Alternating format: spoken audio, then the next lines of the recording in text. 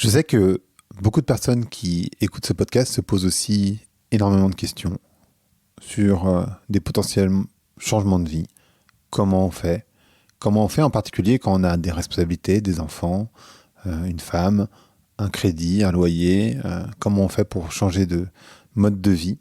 Et c'est exactement la conversation que j'ai avec Pedro Correa, qui a écrit un bouquin qui s'appelle Matin clair et qui est une lettre ouverte finalement à ceux qui veulent justement changer de vie. C'est paru chez l'Iconoclaste. Et on a une longue conversation très concrète sur le capitalisme, sur les modèles qu'on a suivis, lui et moi, mais aussi sur la lignée d'hommes, sur le patriarcat. Vous verrez, c'est une conversation que je trouve passionnante, qui est du coup un peu longue, et je vous laisse l'écouter avec, j'espère, beaucoup de plaisir. Allez, Vlan, c'est parti.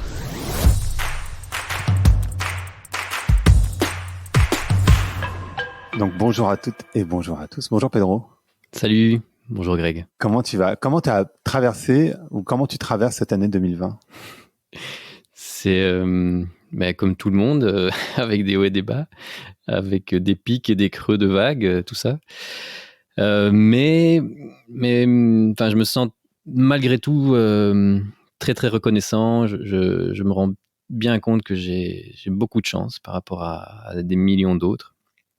Parce que ça a été aussi, malgré tout, l'année où j'ai vécu mon rêve d'enfant, qui était d'écrire un livre, qui a été publié. Donc voilà, c'est une année haute en rebondissement pour moi, avec beaucoup de frustration, de chagrin et d'énormes joies aussi. Ouais. Super. Enfin, super. C'est super intéressant. Et justement, je crois que cette conversation qu'on va avoir, elle va intéresser beaucoup de monde parce que je pense qu'on est tous, toutes, plus ou moins complètement chamboulés par cette année 2020. Je pense qu'on comprend parce que maintenant ça s'installe dans le vocabulaire qu'il y avait un monde d'avant et que par définition il va y avoir un monde d'après. Mais quand on dit ça, ça sous-tend qu'évidemment on ne retournera pas au monde d'avant. Donc c'est une forme de deuil quelque part de ce monde d'avant et quelque part ça remue chacun, même si je pense que dans notre fond intérieur, on aimerait bien tous, toutes retourner à ce monde d'avant, mais que évidemment, c'est pas vraiment possible. Parce que on discutait ensemble et toi, t'as complètement changé de vie. Je pense qu'il y a beaucoup de personnes qui se posent la question de leurs priorités, et je pense que cette année-là, elle remet en cause aussi nos priorités. Moi, je crois beaucoup qu'on passe d'une société du bien à une société du lien. Alors, c'est évidemment pas une transition qui se fait dans la minute. C'est quelque chose qui se fait sur un temps long. Moi, je pense que ça fait 40, 50 ans qu'on y est déjà, mais que les 10 prochaines années vont vraiment passer cette transition. Toi, tu as été médiatisé, on va dire, par un speech que tu as donné dans ton université aux nouveaux étudiants, enfin aux nouveaux diplômés. Oui. Qu'est-ce que tu penses de cette transition? Parce que toi, tu as fait cette école d'ingénieur polytechnique et puis finalement, tu as complètement changé de vie. Comment tu vis ce passage et c'est quoi le process qui s'est passé en toi? Vaste question. Ouais. Oui, donc ça a été médiatisé, c'est venu comme ça d'un coup dans les réseaux sociaux, ce discours qui était censé être dirigé qu'à 400 personnes, 400 étudiants diplômés de la même école polytechnique que moi. Et donc ça a l'air soudain comme ça, tu vois, ça a l'air de rentrer dans cette case du fantasme néolibéral de la success story. Voilà, du jour au lendemain, il devient médiatisé, du jour au lendemain, il a changé de vie. Et en fait, pas du tout. Ce discours-là, c'est le résultat de 10 ans j'allais dire de galère, mais c'est connoté négativement. C'était pas la galère, c'est 10 ans, moi je dis dans le discours, c'est 10 ans de recherche, d'essais-erreurs, et donc de joie. De la recherche du bonheur, c'est déjà une joie en soi. Pour moi, la dépression, c'est pas le synonyme de tristesse. Pour moi, la dépression, c'est plutôt synonyme de stagnation, de quelque chose de résignation.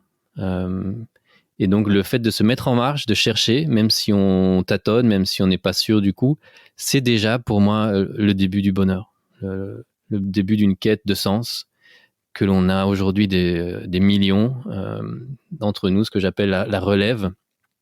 On est une relève de millions et de millions de de personnes qui se sont rendues compte qu'ils devaient commencer cette quête de sens, parce que tout ce qu'on nous a raconté jusqu'ici a fait ses preuves, ou en tout cas a prouvé que ça nous rend malades, tristes, et que ça tue tout ce qui nous entoure. Et donc, oui, c'est une quête pour moi qui a commencé à mes 30 ans, j'en ai 43, suite à la mort de mon père. Donc ça commence d'une façon très tragique. Je suis pas sûr que tout le monde doive passer par ça pour commencer ça, mais en tout cas je les invite à le faire sans devoir attendre un déclic aussi douloureux. Moi, mon père était en pleine forme, je l'aimais plus que tout. J'en parle dans mon livre avec beaucoup d'amour, même si c'est lui qui m'a poussé à faire des études qui ne me correspondaient pas du tout aussi. Pour des bonnes raisons, voilà, des bonnes raisons, enfin en tout cas des raisons légitimes à ses yeux. Et voilà, je l'ai vu mourir sous mes yeux du jour au lendemain, un accident tragique. Et c'est là que tout a commencé, le fait de ce que j'appelle les travaux pratiques de la mortalité. Jusque là, comme tout le monde, comme nous tous, j'avais une conception théorique de notre mortalité, ce qu'on nous apprend tous, qu'on est mortel, et donc ça reste un concept théorique dont tout le monde essaye de parler le moins possible. Donc ça reste un concept très, très nébuleux, très vague. On sait bien que oui, tout meurt, etc. Mais on n'en parle pas assez. On va pas voir les hôpitaux, les cimetières. On parle pas des gens mourants. On essaye d'éviter tout ça. Et donc moi j'ai fait les travaux pratiques de ça. Je suis passé de je suis mortel à je vais mourir. C'est clair, je vais mourir, et ça peut m'arriver comme à mon père du jour au lendemain alors qu'il était en pleine forme. Et donc là, tout bascule, parce que la vie prend tout un autre sens, qui est celui d'être fragile, éphémère, et donc très précieux. Donc chaque seconde est précieuse. Et comme beaucoup d'autres qui frôlent la mort, tous ces gens dont on entend des histoires incroyables, voilà, qui ont frôlé la mort et qui se sont sentis renaître à nouveau, à qui on a dit vous en avez pour 3 semaines, et en fait ils ont vaincu le cancer et maintenant ils revivent normalement, ou des gens qui ont eu des accidents et qui, quand ils reviennent à la vie, ils ont tous sauf peur de mourir. Ils deviennent pas hypocondriaques à se terrer chez eux, à se protéger de tous les maux. Ils vivent la vie pleinement, parce qu'ils se sont rendus compte qu'elle est précieuse et qu'il faut la vivre à fond, quoi. Que c'est fini on peut plus sacrifier nos secondes comme ça sur un autel. J'en parle dans le livre de l'origine du mot sacrifice, qui revient souvent. De par ma lignée, c'est revenu dans ma vie plusieurs fois. Et l'origine latine, ou en tout cas la définition dans le Larousse, ça m'a vraiment frappé quand je l'ai lu. C'était ça vient du latin sacrificum, et de ce don d'offrande, de biens, de fruits et parfois de vie à une déité, à un dieu. Et je me suis rendu compte, j'ai fait le parallèle en me disant, mais en fait, on est, nous tous, ou beaucoup d'entre nous, en train de sacrifier, de faire le don de notre vie à une déesse ou à un dieu. On ne sait pas laquelle, chacun a le sien. Ça peut être l'argent, ça peut être le confort, ça peut être la carrière, ça peut être l'accumulation, des dieux comme ça qu'on nous a construits. Et on sacrifie nos secondes à ce dieu-là, nos vies. Et jusqu'au jour où on se rend compte qu'en fait, ces secondes sont hyper précieuses, et qu'on ferait bien de commencer à se poser la question de qu'est-ce qu'on veut en faire vraiment de ces secondes. Et cette phrase qui a commencé à surgir dans ma tête après la mort de mon père tous les jours, c'était si tu devais mourir demain, serais-tu satisfait de cette dernière journée que tu viens de passer ? Et quand tu te poses cette question-là tous les jours, ça ne peut que mener à des changements. Mais donc, pour revenir à la question, ces changements, ça a pris 10 ans. Pour moi, le bonheur, ça prend toute une vie. Donc, c'est tout sauf une histoire de success story, comme on entend parfois, devenir riche du jour au lendemain, ou devenir heureux du jour au lendemain. C'est vraiment un truc qui prend toute une vie et qu'il faut qui prend toute une vie, mais qui est déjà un chemin de joie. Donc il faut pas voir ça comme un truc. Les deux risques là-dedans, c'est soit de penser qu'on est arrivé, ah, c'est bon, je suis heureux, je suis arrivé, ou l'inverse, d'avoir peur de se mettre en chemin parce que le chemin a l'air vraiment dur, ce qui arrive à beaucoup aussi. Donc ça a été un long chemin. J'ai beaucoup demandé d'aide à des psys, à des coachs. J'ai fait du travail aussi dans tout ce qui est l'inconscient, le subconscient aussi. Des groupes d'amis, des groupes de réflexion, on pourra en revenir aussi. C'était très important, ce groupe de réflexion, pour s'unir vers le changement.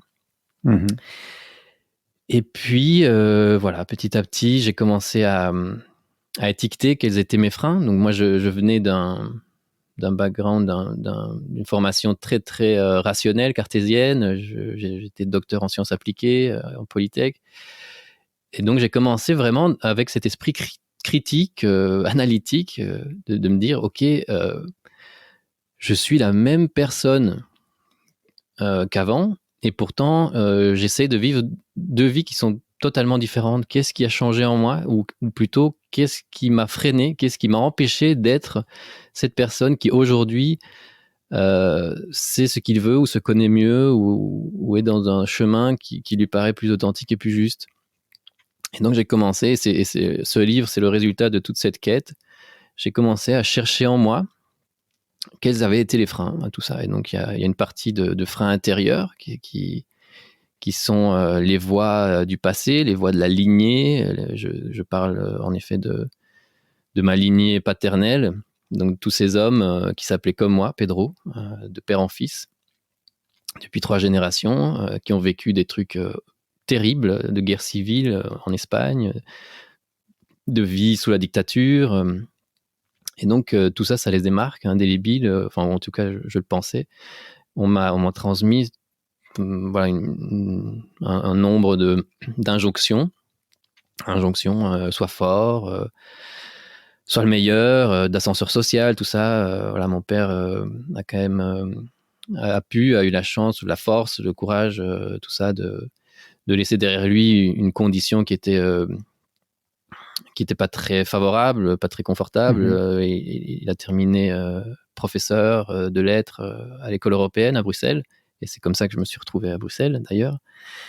Et donc, il y a tout ça comme voie intérieure, et puis les voies extérieures aussi, hyper importantes à s'en défaire, ou en tout cas à faire le tri sur toutes ces voies qui nous poussent à être parfait, à être fort, à être séduisant pour tout le monde, à suivre des dogmes, en fait, des mantras du système capitaliste néolibéral qui est là depuis des décennies, qui a fait ses preuves, qui est hyper persuasif, qui est hyper robuste, résilient, fort, mais qui aujourd'hui, et c'est pas une opinion politique, c'est pas une opinion personnelle, c'est un fait, c'est ce système qui est en train de nous rendre tous malades. Et quand je dis malade, c'est triste, dépressif et physiquement malade. On est en train de nous tuer, de tuer l'environnement, le vivant. Donc c'est pas n'importe quoi, c'est pas un petit truc de bobo, ou de, je sais pas, de hippie, d'essayer de trouver la sérénité intérieure. On parle de quelque chose qui est de l'ordre de la survie, la survie d'espèce, de la survie psychique, de santé mentale. Donc je pense que c'est vraiment des trucs à prendre au sérieux. Ouais, en fait pour parler aux personnes rationnelles, et je crois que c'est sans doute ça te parlera sans doute, cette idée, mais finalement on peut pas dire que le monde moderne, le capitalisme ont été fondamentalement mauvais. C'est simplement que parce que ça a sauvé des millions de vies, des milliards, ça a permis de sortir de l'extrême pauvreté énormément de gens, ça a permis à beaucoup d'enfants, de réduire de manière drastique la mortalité infantile, ça a permis d'augmenter l'espérance de vie, etc., etc. Le problème fondamental, c'est que l'équation sur laquelle on s'appuyait, qui était que les ressources étaient infinies et que la problématique écologique n'existait pas, et ben en fait on se rend compte aujourd'hui que cette équation ne fonctionne pas et qu'au final maintenant, et on le voit avec la crise sanitaire qui est à mon sens complètement de notre faute, c'est-à-dire qu'en fait c'est la conséquence de nos modes de vie, c'est-à-dire la globalisation, le non-respect de la vie animale, en particulier de la vie sauvage. En fait cette équation elle se retourne contre nous, et donc à un moment donné, elle a effectivement sauvé des millions, voire des milliards de vies, je ne sais pas précisément, et aujourd'hui, elle en détruit. Et donc, naturellement, on se rend compte que ce modèle-là, même s'il nous semblait très très efficace, et il l'a été, on peut pas nier qu'il l'a été à plein de manières. Et ben en fait, aujourd'hui, l'équation se retourne parce qu'elle était pas bonne. Et en fait, je pense que comme quand on est un ingénieur ou quand on est un mathématicien ou un chercheur de manière générale, et qu'on est très appuyé sur de la data ou autre, ben on se rend compte que quand une équation est mauvaise, ben simplement il faut la refaire. Enfin, je sais pas, moi je vois ça comme ça, mais oui, je sais pas si ça te parle. tout à fait. Moi, je vois 3 points par rapport à ça. Comment ça se fait qu'un système qui était censé, comme tu dis, nous apporter santé, confort, comment ça se fait qu'aujourd'hui il tue, il nous tue et il nous rend malheureux, et pourquoi il faut changer? Je vois 3 raisons à ça. La première, tu l'as dit, c'est les hypothèses, elles étaient pas bonnes, ou en tout cas pas complètes. On peut en effet sauver des vies et rendre la vie plus confortable, pour un certain nombre en tout cas. Pas pour tout le monde, mais pour un certain nombre, ça peut devenir, il peut avoir plus de santé, plus de confort, mais c'est au prix de quoi? Aujourd'hui, on commence à se rendre compte, c'est au prix d'un truc qui n'est pas à long terme en fait. C'est du confort et de la santé à moyen terme, parce que les études scientifiques aujourd'hui commencent à montrer que l'espérance de vie elle commence à baisser. Donc, comme tu disais, jusqu'ici, elle augmentait, l'espérance de vie. Et aujourd'hui, elle commence à baisser. Donc, ce qui était l'objectif premier du capitalisme, même celui-là, qui est l'espérance de vie, n'est plus rempli. Donc, donc, forcément, oui, on doit se poser des questions par rapport à ça. Je pense, un autre point intéressant, c'est que, en effet, le but, c'était d'augmenter le confort et la santé, mais ça prenait jamais en compte la santé mentale. Ça n'a jamais pris en compte le bonheur, la joie. Donc, c'est des termes qui font pas du tout partie du capitalisme, des objectifs, des KPI, comme on dit. Ça fait pas partie du truc. On se pose pas de questions par rapport au bonheur, à la santé, à la joie, au sens. Donc forcément, si aujourd'hui toutes les études sur le bonheur psychologique nous montrent que ces termes-là sont fondamentaux pour être heureux, le sens, le lien, l'empathie, et que le système capitaliste n'en a jamais parlé, n'en a jamais pris compte, et il a fait comme si ça n'existait pas, comme si on était uniquement des êtres de chair et d'os, de matière, de sang, mais pas du tout d'âme, pas du tout d'esprit, pas du tout d'amour, d'empathie, de besoin de reconnaissance, de besoin de lien. Donc forcément, il arrive un jour où le système déraille. On commence à se rendre compte qu'en fait, oui, on vit super longtemps, mais on vit super longtemps malheureux, quoi. Donc ça me fait... Je suis désolé, je vais raconter une blague, parce que c'est une blague que j'aime beaucoup et qui est très parlante de ce truc. C'est un gars qui va chez le médecin, et le médecin lui dit, vous en avez pour un mois, vous êtes vraiment en phase terminale. Et le gars lui dit, mince, voilà, il est terrassé, mais vous êtes sûr? Qu'est-ce que je peux faire? Est-ce qu'il n'y a pas quand même un moyen? Et le docteur lui dit, oui, il y aurait un moyen. Vous devez arrêter de lire, vous devez arrêter de voir la télé, arrêter le sucre, le tabac, le café, l'alcool, le sexe, plus de sorties, plus de sucre, de sucreries, de pâtisseries, tout ça, plus rien. Et le gars lui dit, mais vous êtes sûr qu'avec tout ça, je vais vivre plus longtemps?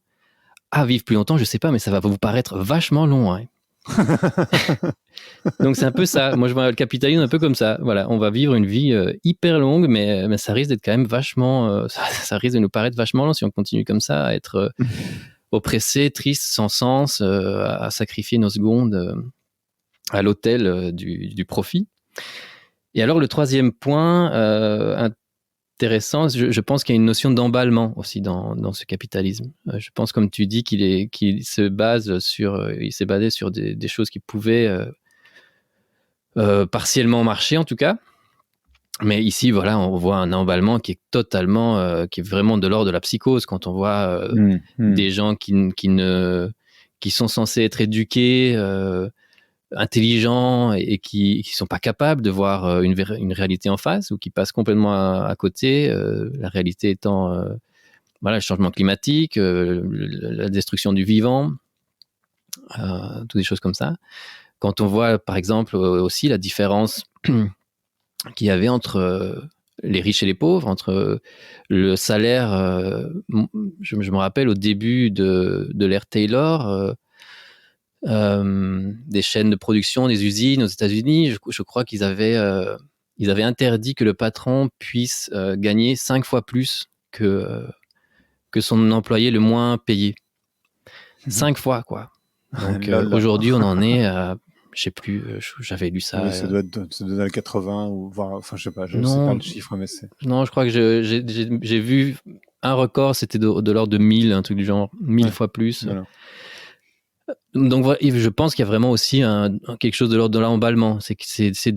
On a créé une espèce de maladie de l'accumulation, de la compétition et de la compétitivité, de la gloire, de tout ça. Et c'est comme une drogue, voilà, on n'en aura jamais assez, ou en tout cas ceux qui sont là-haut n'en auront jamais assez. Du coup, il y a un emballement. On va faire tout ce qui est dans leur pouvoir pour continuer de plus en plus. Donc, on va changer des lois, on va entre copains faire tout ce qu'il y a moyen de faire pour déréguler, ne surtout pas taxer les transactions boursières de spéculation, ce que Pierre Laroutourou est en train de faire ou demander aujourd'hui par sa 3e semaine de grève de la faim devant le Parlement européen. Tout ça, on va vraiment surtout essayer de pas le faire, de pas réguler, de pas faire plus de transparence, et pour pouvoir justement continuer à s'engraisser le plus vite possible, le plus possible, tout en sachant ou en ayant toutes les preuves que ça mène à notre destruction d'espèces. Et donc ça, voilà, pour moi, c'est vraiment une preuve d'un emballement qui est maladif et qui serait bien de remettre en question. Alors, il y a une question, je crois, et tu l'as touché du doigt, et je pense que n'importe quelle personne qui se pose la question d'un changement de vie se la pose. C'est néanmoins, et en particulier, toi, tu as des enfants, donc, je veux dire, t'es pas libre, et tu te dis, bah voilà, je suis tout seul, c'est pas grave si je vis dans une toute petite chambre. Je sais pas, peu importe, mais tu as des enfants, tu as des responsabilités, ouais. Et je crois que une des questions majoritaires que les gens se posent, c'est, bah ouais, c'est super, mais moi, en fait, il faut quand même que je nourrisse mes enfants, il faut que que je les emmène à l'école, que je puisse les habiller, que je leur paye un toit. Comment on fait financièrement quand on s'est habitué à un niveau de vie d'ingénieur pour changer totalement son niveau de vie, et comment ça fonctionne quand on a des responsabilités comme avec des enfants, tout simplement? Ouais, c'est une question difficile. C'est une réponse difficile aussi. Et c'est pour ça que je dis qu'il n'y a pas de réponse claire, nette, globale.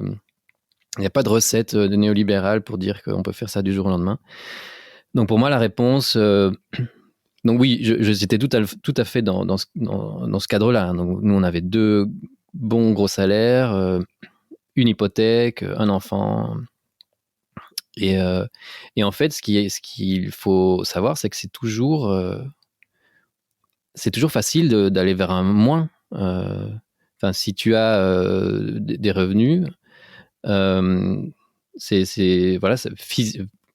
financièrement, tu vas toujours pouvoir aller vers un moins. Donc le problème, il n'est pas financier dans le cadre des gens aisés. Après, on peut parler des autres personnes qui ont moins de moyens.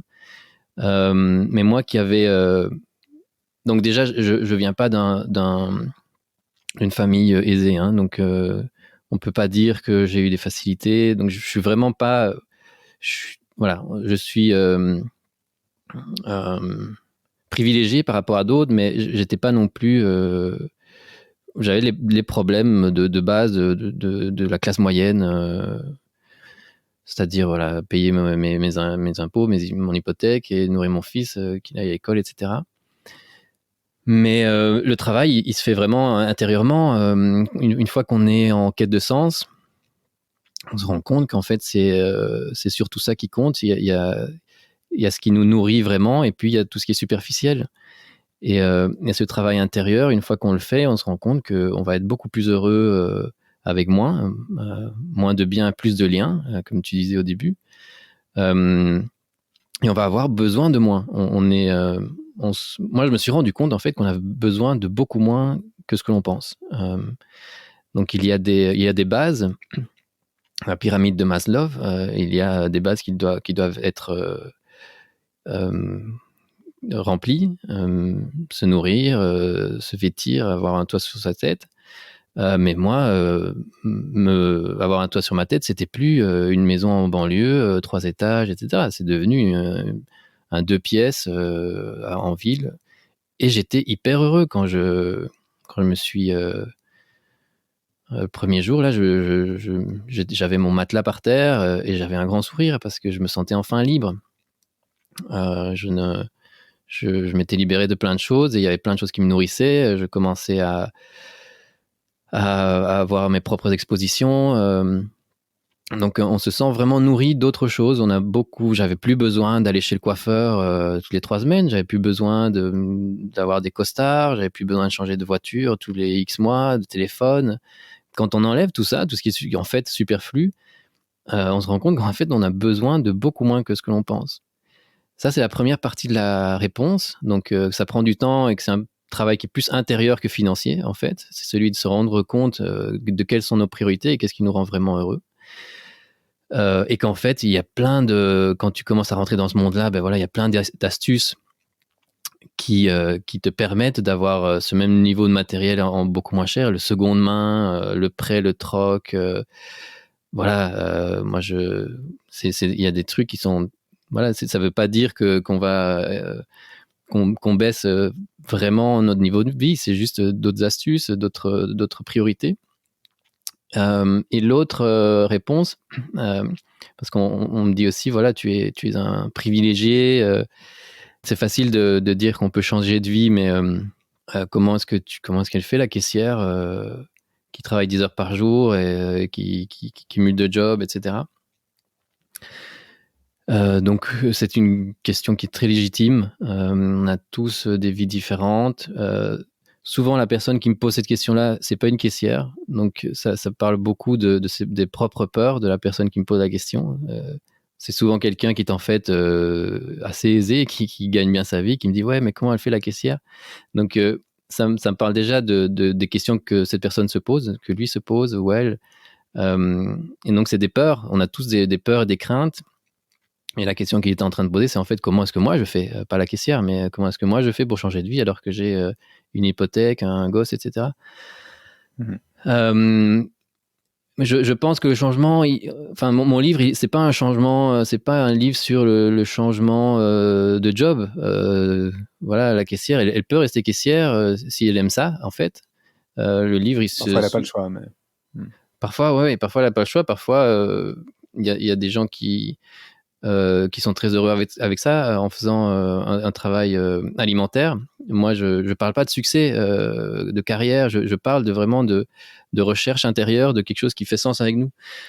Et donc, si moi, au lieu d'avoir choisi d'être artiste photographe et de vivre, parce qu'artiste photographe, ça a une espèce, ça a une sorte d'aura, voilà, il y a un petit côté fantasme d'arriver à vivre de ça, mais ça aurait pu être n'importe quoi d'autre, hein.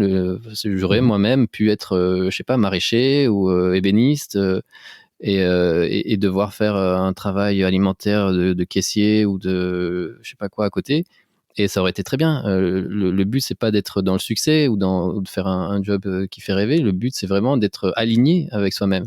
Donc cette fameuse caissière, le but, c'est qu'elle soit alignée. Je pense qu'on a tous les moyens, non pas financiers, mais les moyens intérieurs d'être alignés avec ce que l'on recherche. Et à partir de ça, voir ce qu'on en fait, à être patient. C'est pas du tout du jour au lendemain, ça prend toute une vie. Moi, j'ai mis 6 ans à changer de vie alors que j'avais des petites économies, mais j'ai quand même mis 6 ans parce que le problème, c'est pas les moyens financiers, le problème, c'est les freins.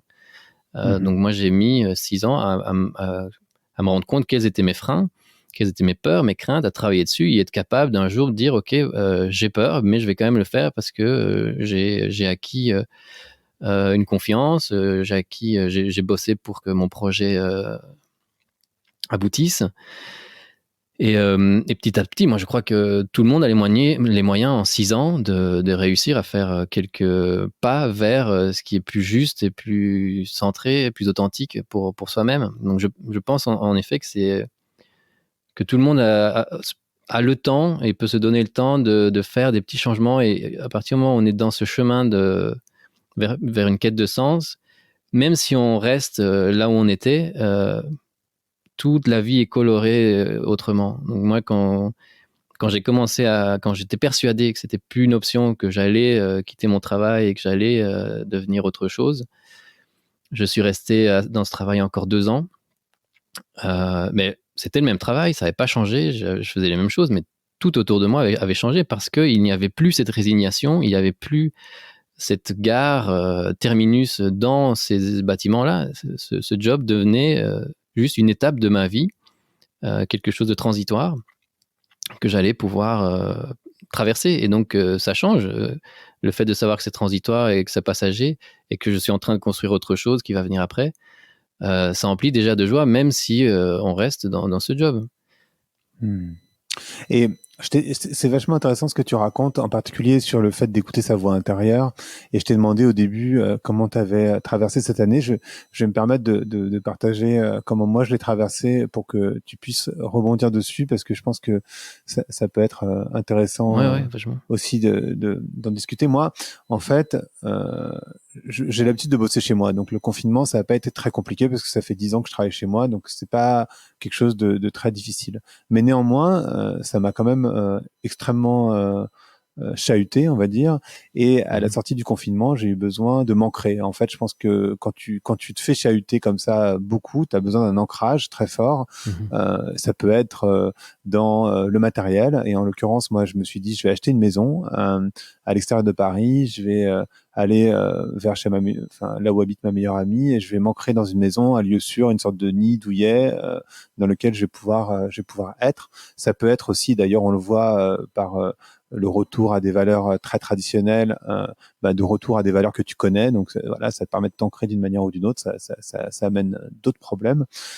Et puis finalement, j'ai fait une offre sur une maison qui a été refusée. Et puis je me suis dit, tiens, je vais construire une maison. Donc j'ai fait une proposition de faire un terrain. Et puis bon, la signature du compromis a pris un peu de temps, mais vraiment j'étais déterminé pour faire ce projet-là. Et puis au fur et à mesure du temps, je me suis dit mais non, mais en fait c'est pas ça, c'est pas ça qu'il faut, c'est pas ça qu'il faut faire. Il faut pas que je m'ancre. Là, je sens qu'en fait, si je m'ancre, je vais couler avec mon encre. C'est-à-dire que je sais pas si je peux prendre un crédit aussi fort. Je sais pas si vraiment j'ai envie de vivre là toute ma vie. Enfin toute ma vie, en tout cas une période assez longue étant donné les crédits.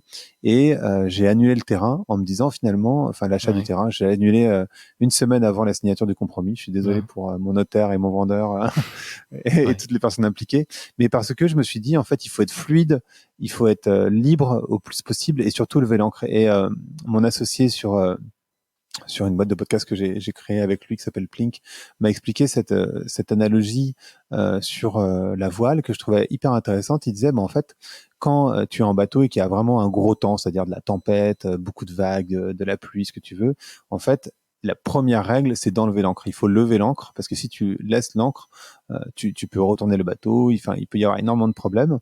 Donc en fait, tu lèves l'ancre, tu baisses les voiles et tu essayes d'aller dans le sens du vent. C'est-à-dire que bien sûr, il y a du mouvement. L'idée, c'est certainement pas de rester immobile.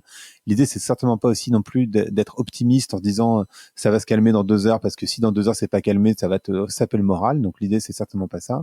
L'idée, c'est pas non plus d'être complètement pessimiste en disant de toute façon c'est mort, je vais pas y arriver. L'idée, c'est de se dire on va s'en sortir. Ça va prendre un peu de temps. mais ça va aller. Et je crois que finalement, en tout cas moi, c'est comme ça que j'ai traversé ou que je traverse cette année 2020 et les années à venir. Et j'aimerais bien que tu me parles, toi, de la manière dont tu t'es écouté, parce que tu t'es marié, du coup, tu as divorcé aussi. En fait, tu as fait des choix qui peuvent sembler vraiment compliqués pour chacune des personnes qui nous écoutent. Ouais. Mais oui, c'était très compliqué, en effet. Je suis passé parce que les Amérindiens appellent The Dark Night of the Soul, la nuit noire de l'âme. Ils disent que les chamans amérindiens, ils disent qu'une fois que tu es éveillé à une nouvelle réalité, tu passes forcément par une sorte de dépression, quelque chose d'extrêmement noir où tout est nouveau et où tu es désorienté, tu n'as plus, t'es un peu comme quand tu lèves l'ancre, là, tu te laisses partir, mais ça peut être vraiment paniquant. Tu ne vois plus la terre, tu vois pas de phare, tu n'as pas de point de repère, tu n'as même pas d'étoiles qui peuvent te guider, tu n'as rien, tu te réveilles, imagine te réveiller dans ce bateau, tu as quitté tes certitudes, vers où tu vas, tu sais pas trop. C'est vraiment paniquant. Donc, il faut juste savoir que c'est paniquant, mais que ça passe. Que le lendemain matin, voilà, le soleil, il rebrille. Peut-être que la tempête va se calmer et tu verras peut-être la terre à l'horizon. Mon analogie, c'est celle du bunker. Donc moi, quand j'étais à ce point-là, perdu, je savais que j'étais pas à ma place dans ce mariage, j'étais pas à ma place dans ce travail, mais je savais pas encore quelle était ma place, quel était mon rôle, mon sens, mon bonheur. J'étais voir un psy avec qui je suis resté 10 ans. Et je suis arrivé chez lui, mais vraiment comme ça, paniqué, tremblant. Et il m'a dit cette phrase qui a tout enclenché dans mon travail intérieur pour trouver ce calme dont tu parles au milieu de la tempête. Et lui parlait de bunker. Donc, je ne sais pas comment vous prononcez ça en France. Bunker, Bunker, ouais, bunker. Moi, je bunker. pense que ça fonctionne. Et donc, il me disait, voilà, pendant 30 ans, à l'aide de ta famille, de tes proches, du système, de ta femme, ce système qui a très très peur de la peur, qui a très peur de l'inconnu, qui a peur des tempêtes, qui a peur de l'immanent, de ce qui est de passage, etc. Ben, tout ça t'a aidé à créer brique par brique un énorme bunker pour te protéger de tout ça. Et une fois que tu étais dedans, tu étais bien protégé, tu étais bien à l'intérieur, bien confortable. Mais en fait, tu t'es rendu compte que dehors, il y avait de la nature, il y avait des papillons, il y avait, ok, oui, des dangers potentiels, mais il y avait quand même des choses qui étaient intéressantes ou qui vaudraient le risque d'être peut-être testé, goûté. Et à partir du moment où moi, j'ai ce bouleversement existentiel qui est de se rendre compte qu'en fait, la vie doit être vécue pleinement, mais ce bunker, il est plus du tout supportable, il est plus du tout acceptable. Et donc, il me dit, voilà, ce qui se passe maintenant, c'est que ton bunker se lézarde. Il est en train de s'écrouler autour de toi et tu es en train d'être exposé aux dangers extérieurs, au soleil, au vent, et tu es en train de fondre là, comme une motte de beurre au soleil et tu sais pas ce qui t'arrive. Mais tout ça, c'est pas grave. Ce qui aurait été vraiment grave, ça aurait été de rester dans ce bunker toute ta vie. Donc heureusement, tu es sorti de ce bunker et heureusement, tu es déboussolé, mais voilà, c'est ta recherche qui commence maintenant. Et alors, vas-y, pardon, excuse-moi, t'avais pas fini. Non, tu disais à ce moment-là, qu'est-ce qu'on fait? Voilà, déjà savoir que la souffrance et la peur et les craintes sont passagères, que ça va pas, c'est pas, on n'est pas obligé d'être dans ce truc, je trouve pas le mot, c'est turmoil en anglais, c'est une espèce de vortex d'émotions, de craintes. Ça va pas perdurer comme ça dans le temps. On peut tout à fait, voilà, ça fait partie du chemin. On peut vivre avec, on peut les surmonter et on peut se rendre compte qu'en fait, on va vers un mieux. Donc, ne pas avoir peur vraiment ne pas avoir peur d'appeler à l'aide les Africains, ce proverbe africain nous dit qu'il faut tout un village pour élever un enfant. Moi, je reste convaincu qu'il faut tout un village pour élever un adulte aussi. Donc, on nous dit que voilà, adulte, c'est bon, tu auras toutes les réponses et tu pourras être fort et heureux, etc. Mais pas du tout. Pas du tout. Il y a cette voie qui était à la fois de ma lignée et du système capitaliste, qui était celui de sois fort, sois parfait. Et je me suis rendu compte qu'en fait, je pouvais la laisser de côté, cette voie, et me rendre compte qu'en fait, je suis pas fort et que je peux demander de l'aide. C'est super important, vraiment, demander de l'aide à des psys, à des amis. Et moi, il y a eu cet outil aussi qui est venu m'aider dans cette période, qui est le groupe de réflexion, un groupe de réflexion existentielle. C'est un outil dont j'aime beaucoup parler parce qu'il m'a vraiment aidé. C'est gratuit, c'est à la portée de tout le monde. Il suffit, j'ai eu la chance d'avoir des amis qui se posaient ce genre de questions en même temps que moi. On se posait des questions existentielles, on était tous perdus, on commençait à bosser tous. Ça faisait 2-3 ans qu'on était dans le marché de l'emploi, comme on dit. Et on n'était pas satisfaits. On était tous ingénieurs, donc on avait tous des jobs vachement sérieux, on avait une carrière devant nous, etc. Mais on se rendait bien compte qu'il y a quelque chose qui cloche. Et on s'est mis ensemble et on a commencé à discuter, à se poser ces questions existentielles autour d'un livre de Christian Asperger, dont j'ai oublié le titre parce qu'il est assez long, mais je crois que c'est Éthique pour une existence post-capitaliste. Voilà, il n'est pas anticapitaliste, c'est un prof d'économie à Louvain-la-Neuve, mais il mélangeait judicieusement spiritualité et économie. Et comment le système capitaliste en fait se nourrit de nos failles, de nos peurs existentielles. Et donc le fait de nous mettre ensemble, de discuter une fois par mois, une soirée par mois, a fait que toutes ces questions que moi j'avais sont devenues légitimes. Ce groupe a légitimé ma quête existentielle. Donc je n'étais plus un mec qui pouvait se poser la question est-ce que je suis en train de devenir dingue? Parce que je suis un paumé. Pardon? Est-ce que je suis un paumé? Ouais, est-ce que je suis un inadapté? Ouais, il y a énormément de gens qui sont en burn-out parce qu'ils n'osent pas dire à leur patron qu'en fait, ou à leur mari ou à leurs parents qu'ils ne sont pas à leur place là, qu'ils détestent leur job. Ils n'osent pas parce qu'on va leur mettre l'étiquette de inadapté, de faible. Et beaucoup de burn-out viennent de là. Et donc, c'est super important d'avoir en face ou autour de soi des gens qui vont nous dire mais en fait, c'est le système qui est malade, c'est pas toi, mec. C'est pas toi qui es inadapté, c'est toi qui commences à te rendre compte que ce job, tout simplement, ne te correspond pas et tu peux aller voir ailleurs, il n'y a aucun problème. Et donc, c'était vraiment vraiment très important. Et de là, ce dialogue dont je parle beaucoup entre introspection et lien aux autres, et groupe, et société. J'aime pas du tout cette image de la quête de sens ou de l'introspection ou de la méditation ou du développement personnel comme étant quelque chose de nombriliste et d'égocentrique. Pour moi, c'est comme cette image des masques à oxygène dans les avions. On nous dit toujours cette consigne totalement contre-intuitive qui est de mettre son masque en premier avant de le mettre à ses enfants. Pour un père, c'est totalement contre-intuitif. Tu voudras toujours sauver ton fils ou ta fille avant toi-même. Et pourtant, c'est ce qu'on te dit de faire. Mets d'abord ton masque toi parce que tu auras besoin de cet oxygène pour pouvoir sauver tes enfants.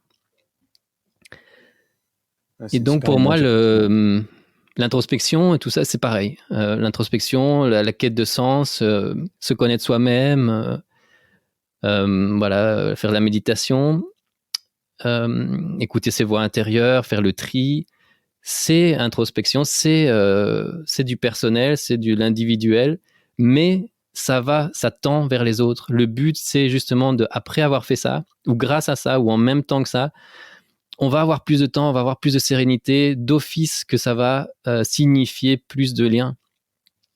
Parce que ce qui nous a coupé ces liens-là jusqu'à aujourd'hui, c'est clairement ce système en place qui parle de compétition, qui parle d'écraser l'autre, qui parle de faire fi de tout ce qui est invisible, des émotions, de l'empathie, de l'amour. Il n'y a pas du tout d'amour dans le capitalisme. Ça a l'air neuneux, mais voilà, si l'amour est une des valeurs essentielles pour être heureux et que le capitalisme en a toujours fait fi, c'est qu'il y a un truc qui cloche. Ouais, et donc, si ce système nous coupe les uns des autres, et on voit bien aujourd'hui voilà, qu'il nous divise, qu'il nous confronte, eh bien, le fait de se retourner vers soi et vers des émotions, écouter ses émotions, les comprendre, mais et mettre de la distance par rapport à ce système et ses valeurs individualistes, mais d'office, ça ne peut que tendre vers les autres, ça ne peut que tendre vers l'entraide, l'empathie, plus d'amour et donc plus de sérénité. J'adore cette image de l'avion parce que c'est effectivement très vrai. Ton histoire, elle me fait beaucoup penser. En fait, c'est très très drôle parce que c'est Maï Ua que j'ai reçu pour mon podcast qui m'a parlé de toi et qui nous a introduit. Et en même temps, vos histoires sont très similaires. C'est-à-dire, elle a fait des grandes études, elle a fait l'ESSEC, toi, tu as fait Polytechnique. Donc elle avait une voie toute tracée comme toi tu l'avais, et puis tous les deux vous avez décidé de tout lâcher en devenant artiste, en ayant elle de son côté 2 enfants. Toi t'en as 2 aussi, hein, si je me trompe pas. Oui, à l'époque j'en avais un, aujourd'hui j'en ai 2. Donc vous avez tous les deux enfants, donc en fait c'est voilà des choix divorcés aussi de son côté Maï, comme toi. Et elle a fait ce film. Et voilà, et elle a fait ce film qui s'appelle Les Rivières. Et un autre point qui est extrêmement similaire, et d'ailleurs elle a cette question pour toi, je lui ai posé la question hier, savoir si elle avait une question pour toi, et voilà. Et donc elle a fait ce film qui s'appelle Les Rivières sur sa lignée de femmes, et toi en fait il y a aussi cette lignée d'hommes, et en fait ce que me demandait Maï de te demander, on va dire, c'était à partir de quel moment tu as pensé avoir une lignée d'hommes maudits, et à quel moment tu t'es rendu compte que c'était pas le cas? Ouais. C'est une super question. Et en effet, j'ai été vraiment hyper fort attiré par ce travail de Maï. C'est notre éditrice, Julia Pavlovitch, qui nous a mis en contact, et tout de suite, on a vraiment senti un espèce de déclic dans ce que j'appelle cet éveil de la relève. C'est vraiment cet éveil qu'on a eu nous et qu'on a vraiment envie de transmettre au plus grand nombre. Que ça fasse une relève, une espèce de masse énorme qui s'éveille et qui se rendent visibles, et qui se rendent compte de sa propre puissance, de ce pouvoir que l'on a tous si on se met ensemble. Et ma lignée d'hommes, bien, ça a commencé dans tout ce travail de ces 10 ans. Je te parlais d'appels à l'aide, d'outils, de professionnels qui m'ont aidé, les psys, etc. Et de choses qui étaient plus de l'ordre de l'inconscient. Et donc, j'ai fait de la psychogénéalogie. J'ai commencé j'ai découvert Jodorowsky, Alejandro Jodorowsky, chilien, un génie. C'est une vie qui me fascine. Voilà, je vous conseille son livre autobiographique, La danse de la vie. On se rend compte à quel point ce mec, il a fait des trucs incroyables. Il a fait des BD qui sont reconnus comme étant peut-être certaines des meilleures BD qui ont été faites, avec Moebius, etc. Il a fait du théâtre, des films, et puis il a inventé la psychogénéalogie. Cette façon, enfin, il a juste en fait mis des mots sur ces blessures qui naviguent de génération en génération. Moi, j'utilise l'image des bateaux en coque de noix que l'on lâche, que mon grand-père a lâché le haut d'une rivière, et qui a été repris par mon père. Mon père a enlevé quelques blessures, on en a rajouté d'autres, et puis c'est arrivé jusqu'à moi. Et en plus, on s'appelle Pedro tous les 3, donc c'était vraiment quelque chose de très fort. Et donc, j'ai commencé à étudier ça pendant toutes ces années de recherche, de quête. J'étais vraiment hyper curieux de savoir en moi, de me connaître, et de savoir en moi qu'est-ce qui m'était transmis, qu'est-ce qui avait freiné, qui j'étais, quoi. Et en étudiant toutes ces voies, en étudiant la vie de mon père, posant des questions, parce que mon père, malheureusement, il n'était plus là, donc j'ai posé des questions que je n'avais pas posées avant à ma mère, des questions un peu taboues sur la vie de mon père, etc., et de mon grand-père. je me suis rendu compte de tout ça, de toutes des blessures que j'avais et qui en fait n'étaient pas à moi totalement. J'avais des blessures de sacrifice, alors que j'avais plus besoin de faire des sacrifices. Mon père en avait vraiment fait suffisamment pour nous deux, et mon grand-père aussi. Des notions toutes ces blessures qui viennent de la guerre civile espagnole, où tu dois tuer ton frère, quoi, ou ton voisin, tu vois, c'est des blessures énormes. Et moi, je savais pas d'où ça venait, cette sensibilité de classe que j'ai, de sensibilité d'être des injustices d'oppression de classe, tout ça. Alors que voilà, moi, j'avais vécu dans une vie plutôt sereine, les années 70, 80. Je me suis rendu compte qu'en fait, c'était des choses qui venaient de mon passé, toutes ces blessures. Et donc, j'ai commencé à me rendre compte que c'était pas une malédiction le jour où j'ai commencé à faire le tri dans toutes ces voies. Et j'ai gardé que celles qui m'arrangeaient moi, que celles que je sentais qui pouvaient me faire grandir, m'être utiles. Mais j'avais plus besoin, par exemple, de la voix du soi fort. J'avais plus besoin de la voix du fait des sacrifices. Et quand on fait le tri là-dedans, eh bien, on est très attentif aussi à ce qu'on va faire passer à la génération suivante, à mes enfants. Et donc, c'est quelque chose de très... c'est un geste d'amour. C'est vraiment hyper touchant, cette démarche de faire attention à ce que l'on est et à ce que l'on absorbe pour ne pas le faire passer au suivant, quoi. C'est aussi un détachement du patriarcat, quelque part.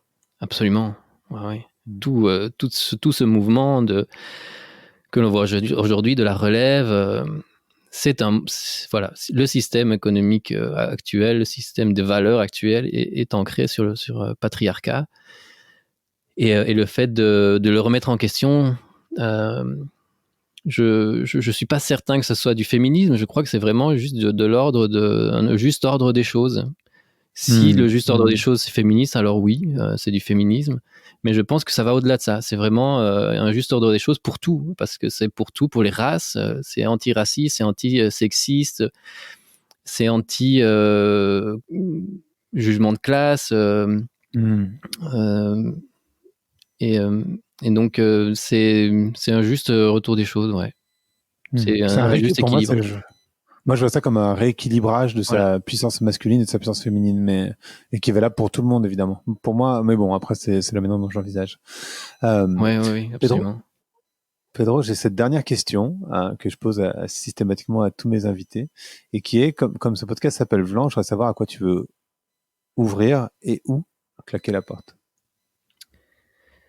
Ouais. J'aimerais donc j'ouvre la porte. J'aimerais ouvrir la porte au changement. Donc tu disais comment naviguer dans la tempête. Je pense qu'il faut ouvrir la porte au changement, à la résilience. On en entend beaucoup ça. La résilience, on sait pas où on va, on sait pas ce qui va se passer, mais c'est important de laisser une part au risque, de laisser une part à l'aléatoire, de laisser une part.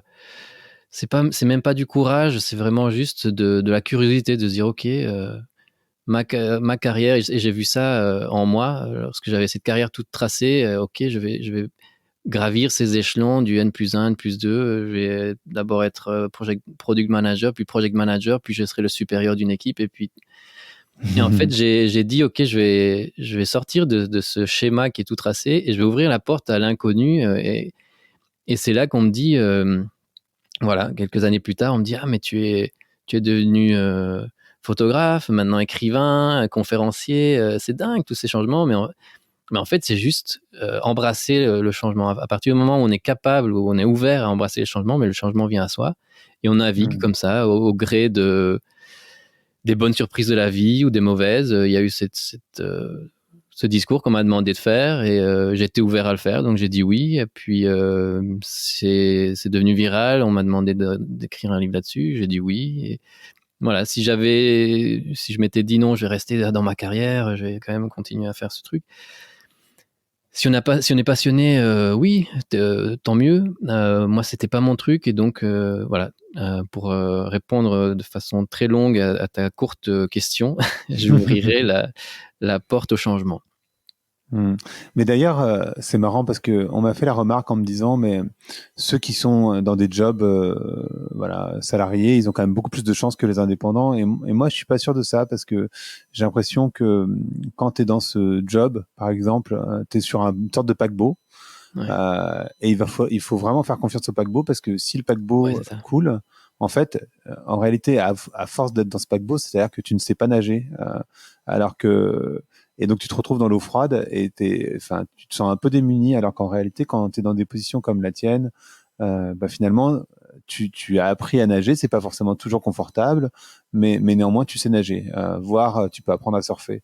Alors que effectivement, si tu tombes dans l'eau froide, alors que tu n'as jamais appris à nager et que ça t'arrive d'une manière un peu radicale, ça peut finalement être beaucoup plus dur. Donc il y a une peur qui se crée et qui est compliquée à juguler, quoi, finalement. Ouais, ouais. Et J'imagine ça.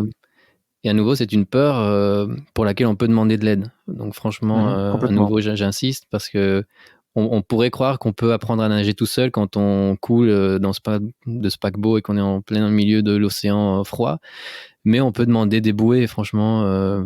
Voilà, moi je sais que quand je suis passé d'employé, après avoir été toute ma vie employé, à indépendant ou artiste, c'était la crainte numéro un, mon angoisse numéro un, c'était comment je fais si j'ai pas un salaire fixe chaque mois et comment je jugule cette peur qui vient me tenailler, qui me fixe, qui me fige chaque mois. Donc c'était vraiment un travail de longue haleine, hein. C'est sur des années et des années de s'habituer à ça. Donc voilà, on n'apprend pas non plus à nager.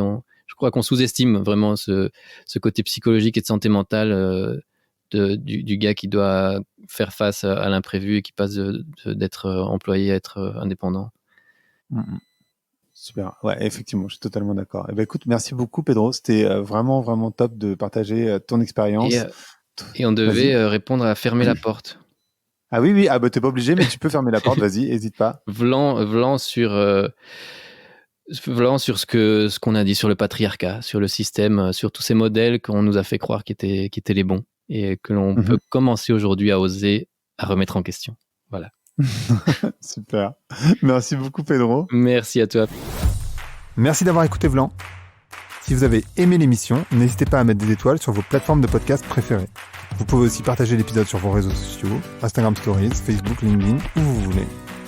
Je suis Grégory Pouy. Vous pouvez me retrouver sur l'intégralité des plateformes sous le nom Greg from Paris. Si vous avez des idées pour des invités, si vous avez des commentaires, n'hésitez surtout pas à m'envoyer un message. Allez, merci et à bientôt.